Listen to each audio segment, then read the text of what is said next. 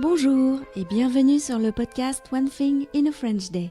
Aujourd'hui, mercredi 27 mars 2019, cet épisode, le numéro 1635, s'intitule « Chez Archibald, boulangerie audacieuse, première partie ». Je m'appelle Laetitia, je suis française, j'habite près de Paris et je vous raconte au travers de ce podcast un petit bout de ma journée. Le texte de ce podcast est disponible en vous abonnant à la newsletter sur www.onethinginafrenchday.com. Si vous suivez le compte Instagram du podcast, vous avez peut-être vu passer, il y a quelques semaines, une photo de Notre-Dame. Eh bien, je l'ai prise en me rendant à la boulangerie Archibald pour l'entretien avec Mathias, le créateur de cette boulangerie. Une rencontre avec un boulanger passionné qui aime le partage et son métier. La première partie de l'entretien sera plus sur la technique du levain. Dans la seconde, qui sera diffusée demain, Mathias vous présentera 3 pains de sa boulangerie. Épisode 1635, chez Archibald, boulangerie audacieuse, première partie. Bonjour à tous, je suis avec Mathias à la boulangerie Archibald.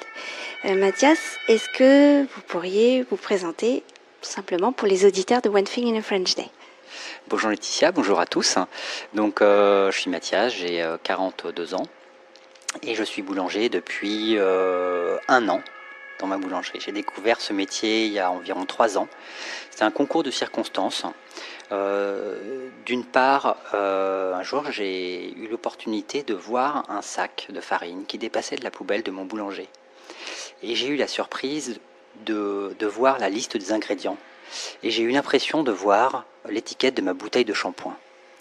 À partir de ce moment, je me suis dit que c'était compliqué de donner à manger à mes enfants des produits qui étaient très très loin d'être naturels, d'autant plus qu'on avait une consommation de pain assez importante.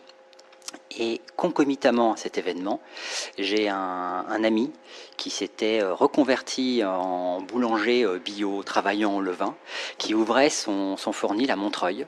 Et j'ai redécouvert le pain au levain grâce à lui. Donc après avoir découvert le produit, j'ai eu l'opportunité d'aller dans son fournil et donc de découvrir la panification.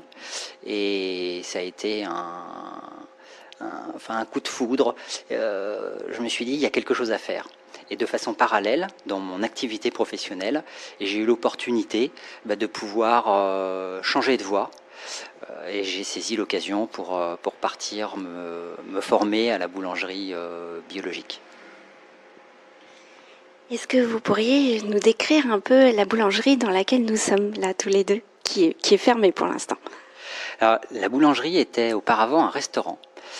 C'était une institution à Paris qui s'appelait Moissonnier, c'était de la cuisine lyonnaise qui a eu son heure de gloire, et le restaurateur avait envie de faire autre chose, donc il a cédé son droit au bail, et j'ai repris ce local avec la volonté d'essayer de garder au maximum l'âme.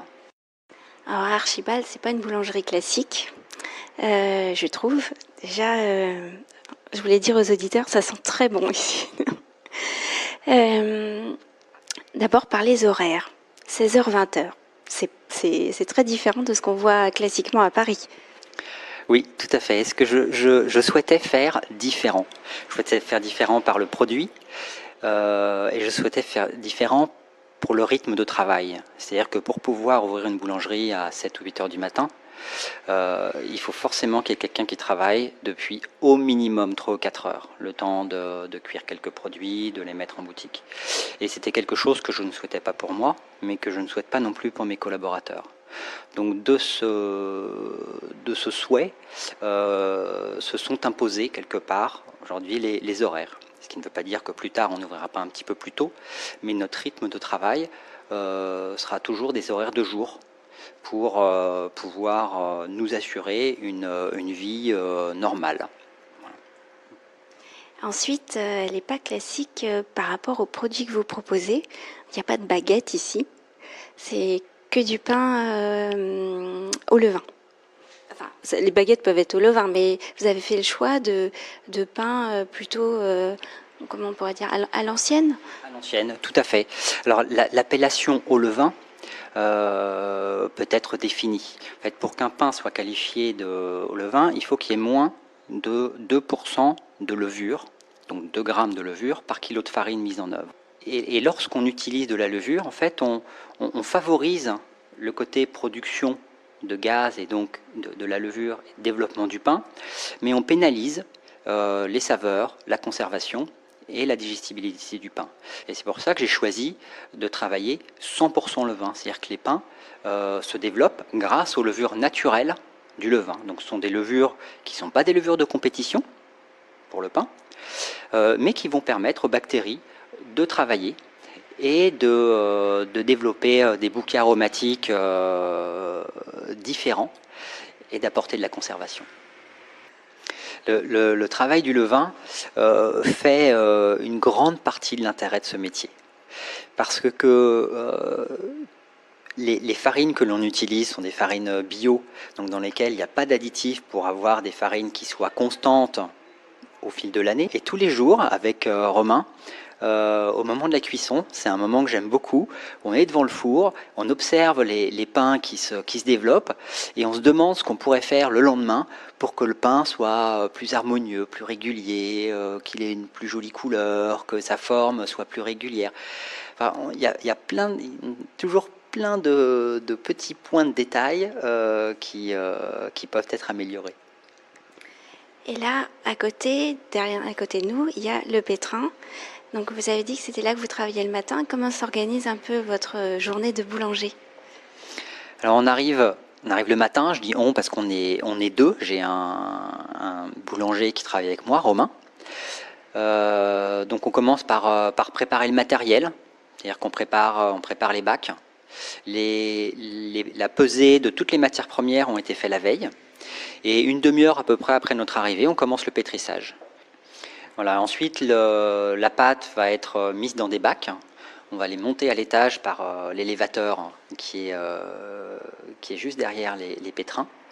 Et puis, les pains vont commencer leur fermentation. Donc là, on est parti pour 3 heures pour la première fermentation.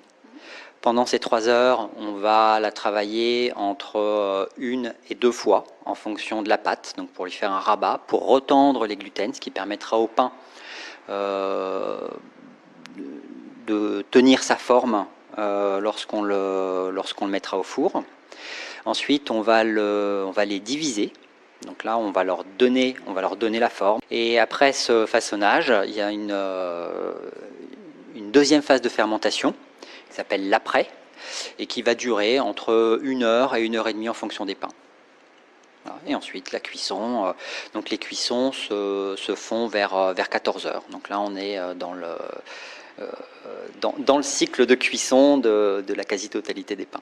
C'est pour ça que ça sent bon? Exactement. One Thing in a French Day, c'est fini pour aujourd'hui. Nous retrouverons Mathias pour la suite de cet entretien dès demain. Le début du texte de ce podcast est disponible sur le site du podcast, sur lequel vous pouvez également vous abonner à la newsletter. Si vous avez envie de m'envoyer un message, voici mon adresse email frenchday@gmail.com.